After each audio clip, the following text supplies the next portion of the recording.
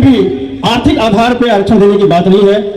संविधान की धारा 340 जो है वो शैक्षणिक, सामाजिक और शैक्षणिक आधार पर पिछड़ेपन के वो आरक्षण की बात करता है। इसमें लास्ट जाति का जनगणना हुई थी तो नरेंद्र मोदी जिस जाति से, घांची जाति से आते हैं, उनकी शैक्षणिक योग्यता 40% थी।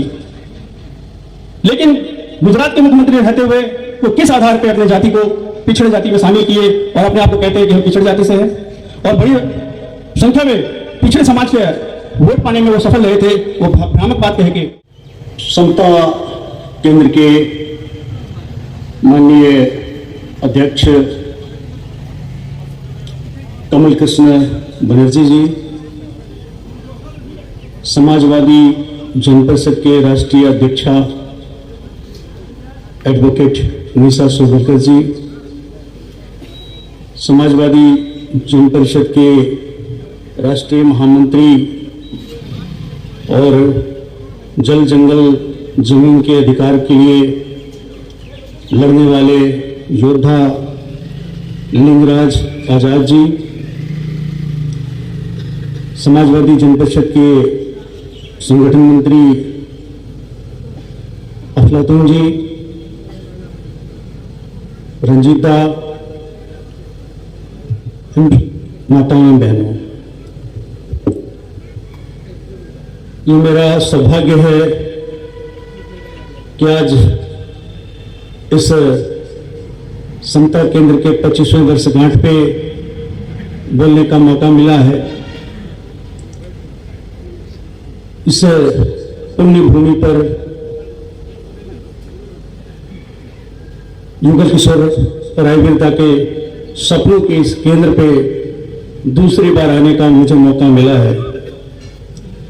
पहली बार 2016 में आना हुआ था। आज जिस अति महत्वपूर्ण विषय पे चर्चा हो रहा है, ऐसे तो लगता है कि एक सामान्य सी घटना हो सकती है जातिगत जनगणना की, लेकिन ये आने वाले समय में न सिर्फ देश के राजनीति को प्रभावित करेगा बल्कि देश को भी मजबूत करेगा। कोई भी देश तभी मजबूत हो सकता है साथियों जब उसका सभी घटक को समान अधिकार मिले, सभी कंधा से कंधा मिलाकर देश के लिए काम करे। हमें पता है कि भारत कभी स्वर्ण युग हुआ करता था भारत में, और तब जातिवाद का, ऊंच नीच का, गैर बराबरी का उदाहरण नहीं मिलता है। समतामूलक समाज था, सभी मिलके देश के लिए काम करते थे, ज्ञान विज्ञान उनके उन्नयन के लिए काम करते थे। एक कालखंड ऐसा आया जब वहां से जातिवाद शुरू होता है और देश में तमाम तरह के अत्याचार हुए, लिंग के नाम पर, जाति के नाम पर, यहां तक कि एक वर्ग विशेष को ही विशेषाधिकार था, वो पढ़ सकता था, वो आपके लिए कायदे कानून बनाता था, समाज में कैसे बैठना है, कैसे चलना है, उसके लिए भी नियम वही बनाता था। स्वाभाविक है जब देश में ऐसी स्थिति आ जाएगी तो बहुसंख्यक आबादी जिनको देश पर शासन करने का अधिकार नहीं रह गया, लिखने पढ़ने का अधिकार नहीं रह गया, वो देश की स्वतंत्रता के प्रति जागरूक भी नहीं रह सका। उसका जीवन यही था कि हमारा जीवन तो किसी और के लिए है, उनके लिए हमें जीना है, अपने लिए नहीं, देश के लिए नहीं। इसलिए कहावत भी चल पड़ा, कोई राजा होए हमसे का। इसलिए साथियों हम देखेंगे कि कैसे देश की आजादी के बाद से भी, हालांकि बाबा साहब अम्बेडकर जी ने हमें समानता का अधिकार दिया, लेकिन वो पूरी तरह से हमें मिल नहीं पाया। हमारे जितने भी संवैधानिक संस्थाएं थी, हमारे शिक्षण के संस्थाएं थी, वहां आजादी के बाद से अब तक भेदभाव होते आया है।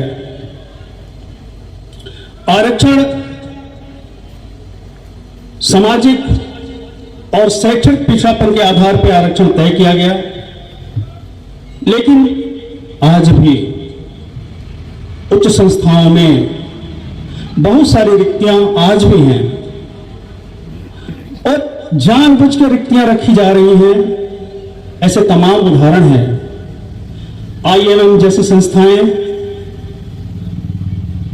या फिर जो IIT संस्थाएं हों या और भी उच्च शिक्षण संस्थाएं हैं, उनको एक्सेलेंसी का एक दिया गया है विशेषाधिकार, और उन एक्सेलेंसी संस्थाओं में आज भी शैक्षणिक आरक्षण लागू नहीं है।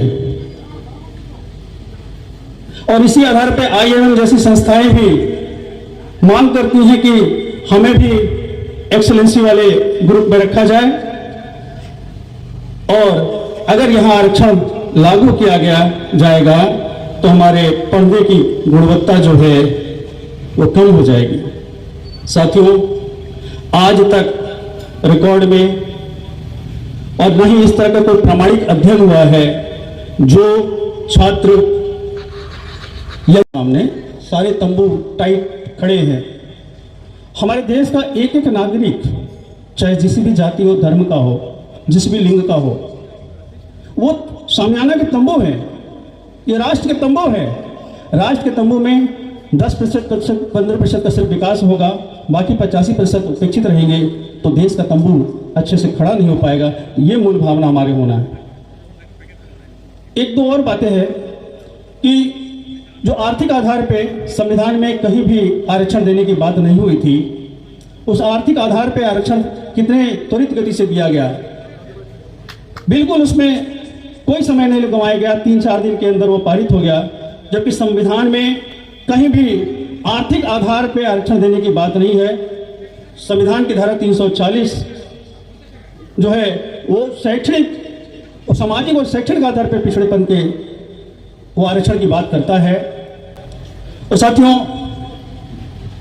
जब ये नरेंद्र मोदी की सरकार 2014 में आई थी, उनका नारा था सबका साथ सबका विकास। तो किस तरह से एक खोखला नारा था। अगर वाकई में सबका साथ सबका विकास की बात है तो क्यों नहीं आप जातिगत जनगणना करा लेते हैं। शायद उनको ये बात का डर होगा।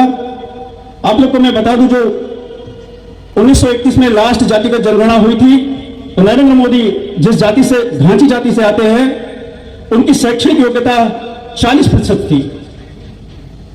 लेकिन गुजरात के मुख्यमंत्री रहते हुए वो किस आधार पर अपने जाति को पिछड़े जाति में शामिल किए और अपने आप को कहते हैं कि हम पिछड़े जाति से हैं, और बड़ी संख्या में पिछड़े समाज के वोट पाने में वो सफल रहे थे, वो भ्रामक बात कह के।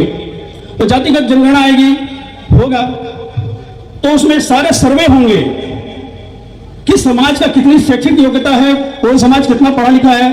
बिहार की बात आई थी, कुल 4 पन्ने का फॉर्म था, उसमें लगभग 40-45 किस्म के प्रश्नावली थे। उसमें जमीन जायदाद का भी था, घर का भी था, कच्चा घर है, पक्का घर है, कितना शिक्षित है, स्कूटर है, कार है, बैंक बैलेंस है, बहुत सारी चीजें उसमें।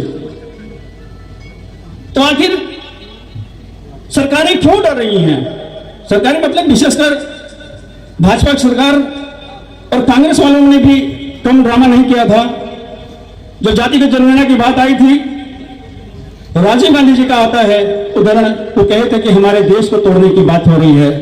ये ठीक उसी तरह का उदाहरण थे जो आरएसएस या भाजपा कहती है कि हिंदू समाज को बांटने की बात हो रही है। सवाल ये है, क्या हिंदू समाज का एक वर्ग पेट खा खा के मरता रहे, इतना साधन संपन्न हो जाए कि उसको यह समझ नहीं आए कि हम पैसा कहां खर्च करें, तो दूसरा घटक जो बड़ा घटक है वो भूखा मरे, वो कंगाली के हाल में रहे, तंगहाली के हाल में रहे, तो ये किसी तरह से भी स्वीकार नहीं हो सकता है। और जो भाजपा सरकार है, भाजपा और कांग्रेस जो इस देश पे राज करते आ रही हैं, वो नहीं चाहते कि जो दूसरी जातियां हैं जिनकी संख्या कई हजारों में है वो आगे आए। समझता है कि हम एक अलग स्थिति में आ गए हैं और उसका जो योगदान होना चाहिए अपने समाज के लिए, वो योगदान देने से वो अलग हट जाता है। और सच तो ये है कि उसके समाज के लोगों ने जब संघर्ष किया है तो उसे शिक्षा मिली, आरक्षण की वजह से नौकरी मिली, लेकिन जब वो खुद नौकरी पा जाता है तो समाज के लिए सोचना बंद कर जाता है। ये बहुजन समाज की एक बहुत बड़ी त्रासदी है, ये इस पर भी हम लोग को विचार करना पड़ेगा। और इसी के साथ मैं अपनी बात को समाप्त करता हूं। मेरे साथ आवाज लगाएंगे, जुगल किशोर राय वीर अमर रहे, अमर रहे, जुगल किशोर राय वीर अमर रहे।